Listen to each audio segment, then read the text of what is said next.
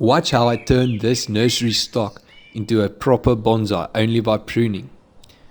This is a creeper Spekboom, also known as a Dwarf Jade or Portulacaria Afra, but this isn't the normal one. Like I said, this is the creeper variant. So it has longer branches that's drooping down. It's not the normal thicket-like growing structure. They do make awesome bonsai, and when I picked up this from the nursery, I specifically lifted up the foliage and had a look at the trunk and saw that it has nice bends in it. So we're first going to start by pruning the top and getting that overgrown branches all trimmed up back, and then we're going to focus on opening the trunk and doing branch selection as we go, keeping the main branches intact and just clearing all the growth that grows down and all the overgrown branches.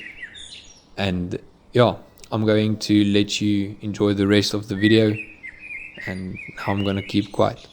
Cheers.